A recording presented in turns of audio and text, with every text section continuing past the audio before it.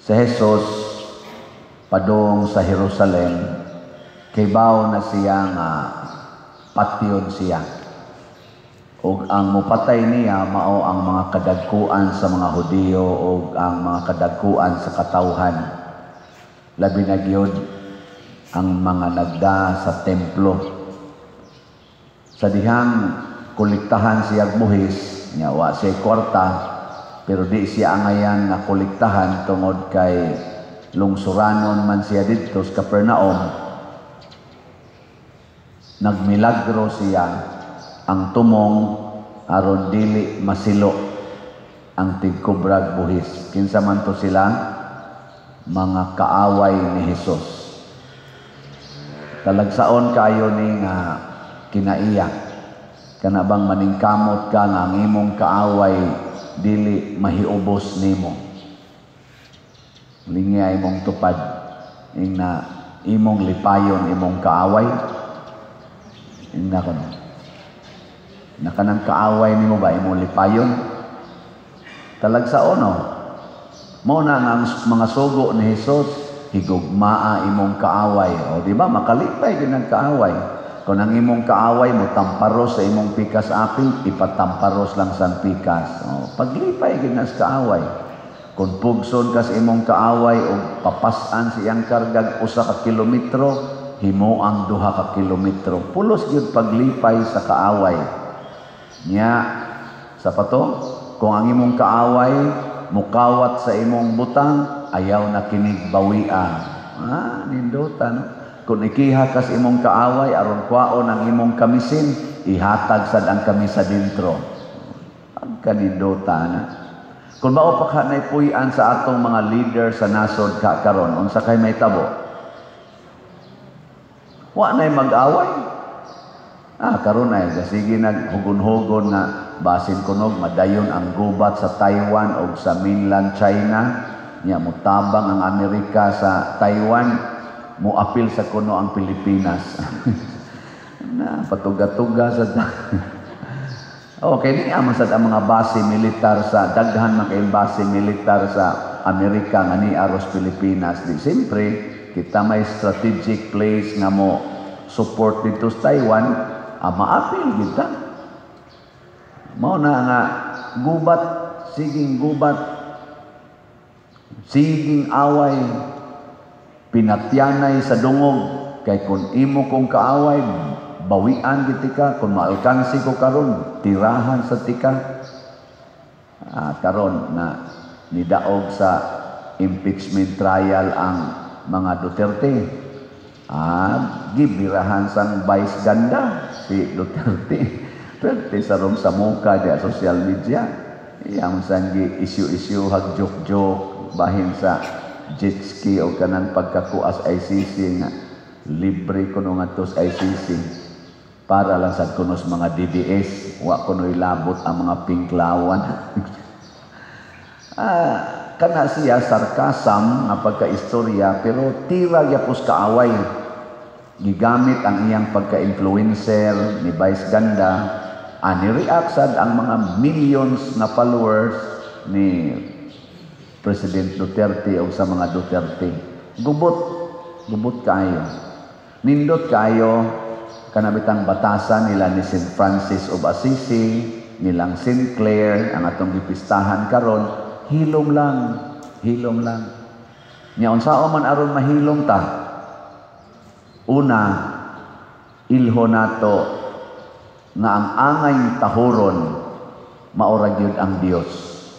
Muna sa atong unang pagbasa gisulti gid diri ni Moises nga tahura gyud ang Ginoo. Gipangayo lamang kaninyo sa Ginoo nga inyong Dios mao nga kahadlukan ninyo siya ug tumano ninyo ang iyang kabubuton og higugmaa og alagari siya sa tibuok ninyong kasing-kasing og kalab og tumana ninyo ang tanan niyang mga balaod nga gihatag ko karon kaninyo alang sa inyong kaayuhan. Maunay una natong buhaton ang atong tahoron ang Ginoo. Dili ang atong kaugalingon. Dili ta magpakaginoo. Dili ta magpatahod. Ako bitaw na may daghang mo daot nako. Nya naamansad mo nga mga followers nako. Nya kamo dayoy murag masuko. Padir gidaot ka, padir gi kuanan ka, istoryahan kag bati. Ada pasagdilan na oy. Tagdilan na. Di man sa kuangay tahuron. Ang angay tahuron ang Ginoo. Kinsa ra man na si Padre Siano slater ra man na. Sige ra man nagbaligyag slat. Di ba? Ano mao man na inyong tahuron? Para na mamaligi akong slat, nya di sad mo mamalit. Nitahod mo nako wa. Pero ang tinuod ninyong wa tahura, ang nagsugo nako pagpabaligyag slat alang sa kaayuhan sa simbahan. O kinsa man na? Ang tag-iya sa simbahan ug ang lawas nga maoy simbahan, ang lawas ni Kristo. Kay wa man ta mamaligyag slat dinhi para sa kaugalingon ni Father Siano, para man na sa simbahan aron magamit sa atong pagpalambo sa kinabuhi na Kristohanon. Mo na atong gibuhat dinhi. Pero ni uswag-uswag biag yung atong slat. Mo na ni ang atong grace or God's reward and complete elation. Ang atong halin as of yesterday niabot nag 33,754 na apay 666,246 ka-slots na available. Itong pakpakan di ang namalit na tong slots. Salamat kayo. Kining atong slots, murag daghan pa kayo ni, pero kung kitang tanan mutahod tas Ginoo, niya atong isipon na kini di ang atong kwarta, magamay magmadako, ato yung ihatag sa Ginoo. Hurot dayon ning maong slot. 100 pesos ragod ni. Unya ang akong follower diha sa YouTube 261,000 na gud ta kabuok. Nya kamo pang mga viewers, daghan man kay ninyong wa mag-subscribe.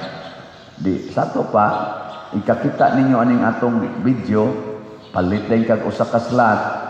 Maningkamot yung kagpalit, maliwat kang Kristo, tanawa si Kristo.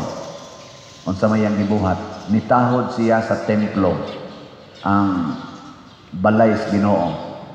Nihatagid siya, unsay gikinahanglan sa templo, nga mao ang buhis. Ang ato din dili ni buhis ang slot, mao ni ang minimum donation na atong ikahatag aron masulbad ang panginahanglan sa atong simbahan. In particular, ang atong bayronon ni atong kumbento nga gitukod didto sa San Vicente Ferrer Parish. Nya karon niya naman ko dinhi, nagdaa pa man ko anang maong obligasyon. Kamusad nga nahimos ang kabahin aning usa ka simbahan, apil na lang sa tani. Kaya ang nagtabang sa og bayad anang projects namo sa kaniadto sa San Vicente Ferrer Parish Liloan nga niabot ang among nadawat dihang mga donations mga 346 million more or less sa unom ka tuig. Dili man ang taga-Liloan San Vicente maoy naghatag ra ana. Apil masang taga Compostela, apil masad ang tibuok Pilipinas nga naay nagsunod nato, apil pagani ang tibuok kalibutan. So karon ni anak ko dinhi, wa gyud kalainan, di ba? Apil lang gyapon ta. Gani didto ta sa Kuan, didto ta sa San Vicente, ni apil man kita sa Kapilinya di Fatima nga di man dito atong proyekto aman to San Remigio. Ang taga San Remigio unta adto mo'y muhimo. Pero kita apil ta kay nga naman usara ang simbahan. Muna ako, usa lang ko sa mga instrumentos Ginoo sama ni Moises aron motudlo nato unsaon nato pagpaambit ang atong mga grasya sama aning kwarta padulong sa simbahan.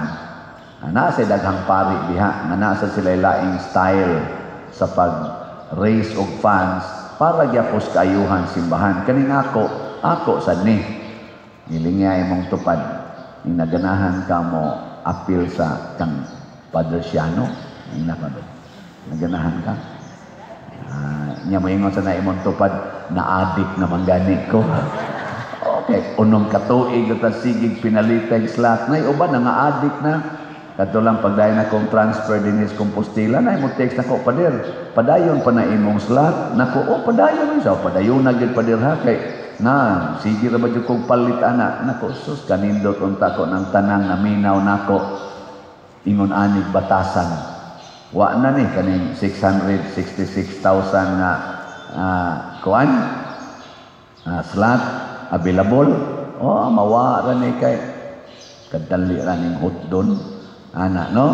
Mao na mga igsuon ang kinabuhi ni Santa Clara haom kayo sa gusto ni Kristo. Kana bitang imong i-embrace ang kakabos, higugmaon nimo ang kakabos sama ni San Francisco de Assisi, St. Clare, practically sa tanang mga santos. Dali kay kang makapanghatag. Mao na si St. Clare usa sa iyang yung nag-una nga mga buhat mao ang pagpakaon sa mga gutom, ang pag-atiman sa mga ilo, sa mga byuda, sa mga masakiton. Gani siya mo ay final nakaatiman sa diyang hapit na mamatay si St. Francis. Kaya si St. Francis nauna magkamatay niya. 44 years old lang si St. Francis, namatay na. Nga, nilang diferensya sa edad, murag gamay raman tingali, murag nga aras mga 15 or awat ako about 15 tingali years old. Basta mga 10 years old raman tingali ilang gap niya, namatay una si St. Francis. Ang pag-atiman sa mga masakiton. Niya, aron maatiman, magpuyo yung tao kakabos. Ako sad naningkamot ko pagpuyo o kakabos aron daghan kog matabangan kay thanks bitugan sa akong pagkapari daghan-daghan man gyud mo ang murag supportive kay nako. Kung ako na siyang ibulsa kining inyong ipanghatag, aporte gyud akong hayahaya financially, pero dili di na mao gyud tinuod. Mahimo gid ay nindot atong feeling basta hutdo natong hatag ngadto sa mga nanginahanglan ang atong madawat nga kaayuhan. Na kita dinhi na sa tay mga proyekto unya karon kasugod-sugod na gayta padayono nato ang paghinatagay hangtod mahuman ang ato dinhing 6 years. Slat-slat lang okay na kay na. No? Mao nang hinaot unta na manakod ta ngadtos uban. Kinsa karon sa atong mga government officials ang manggihatagon kaayo. Iampo na nato sila. Nya atong suportahan. Sa administrasyon lang ang pinaka-hot karong isyu kanimang administrasyon ni Bongbong Marcos, President Bongbong Marcos, o ang administrasyon ni kanhi Presidente Rodrigo Duterte na naasad ang iyang anak, Vice Presidente, kinsakha nila ang manggihatagon kaayo ngadtos mga kabos. Sa inyong paminaw, kinsakha?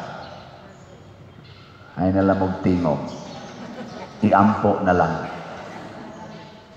Karong bag-o, atong pila pa lang kaadlaw milabay, nakakita ko sa news, di tagaan sa may komentaryo ni Attorney Rafael Banyok sa iyang programa, ang atong bag-ong gobernadora, niadto sa Camotes, nag-medical mission. Iyang gi-cancel ang katong Suroy-Suroy Sugbo nga gipasiugdahan sa former governor nga iyang gisundan. Iya gyapong gigamitan og kwarta ni Suroy siya dili aron mag kanang program-program, sayaw-sayaw, siyo-siyo, ang iyang gihimo medical mission. Sige, ihatag og mga medical sa pato, dental ba to, basta tanan nga mga panginahanglan. Nihilak pagid siya dito si Pam kay nakita niya unsa kadako sa panginahanglan sa kanang islands of Camotes. Nya ni saad siya nga iyag yung tagaan og pagtagad. Nya matod pang Attorney Rupel, wa man sa ko magmonitor ana, ako na lang ning isulti sa ninyo, niingon si Attorney Rupel, kung ato biyang subayon pag eleksyon, pildi baya si Pam din his Camotes. Pildi siya din his Camotes, si Pam, pero iyang di atiman. Nasa siya dito iyang mga kanang supporters, kasi man sa kay dako ang labaw. Pero kanabang pildi siya ng lugar ba? Nya iyang gi atiman. Apil na to tanan, apil na to wa mo butar niya. Kaya wa man siya moingon dito, hala, pangari mo, libre medical assistance o tabang paras ni butar nako. Oy, tanan yung tao. Congratulations ni Gov Pam Bari 4. Ato na siyang iampo ug ang tanan nga mga government officials nga susama ani kasing-kasing. Kanabang inigumag eleksyon, wala na nang politika, serbisyo na unta. Kay kanang eleksyon, maura man ay ni-determine kinsay atong palingkoron. Siyempre, magbutasyon kita. Pero kinsa tong nakalingkod na officially gideklarar nga mao'y nidaog sa eleksyon, ang tanang tao mutahod na anak niya, mag-gobernor man, mamayor man, congressman, senador, ngadtos presidente, tahuro na nato siya. Unya siya sad nga nidaog unta, supposed to be, hasta tong na wa mo butar niya, iya na sa tong ilhon nga iyang mga constituents. Kay mao man to'y nahimong kabahin nganong nakalingkod siya kay niapil man tos eleksyon, lahi man ang ato mga yawanon na mga opisyal, timan-an ang kadtong diin siya napildi nga lugar, lisod-lisoron. Nya kinsa tong iyang mga kaaway sa politika, lisod-lisoron. Nayabag na. Di day ka moangkon, nakaroon nilingkod ka ng lingkuranan sa gobyerno nga ang imong gisakupan kani, apil na nimo tanan. Ani dinhi sa Compostela na man say wa kauyo nako. Pero apil mong tanan sa akong pag-alagad isip parish priest. Kauyong day tanan. Ug nakauyon pa tanan, wa untay mo post nato sa social media. Bag-o ba ko rin, post magani dayon. Sige lang. Apil sana sa atong pag-atiman. Sige, last na lang lingi sa imong tupad. Ing na mahigugma na karo sa imong kaaway. Ing na mahigugma na ka. Lingi ba atong sa mamulingi layo ka na imong tupad.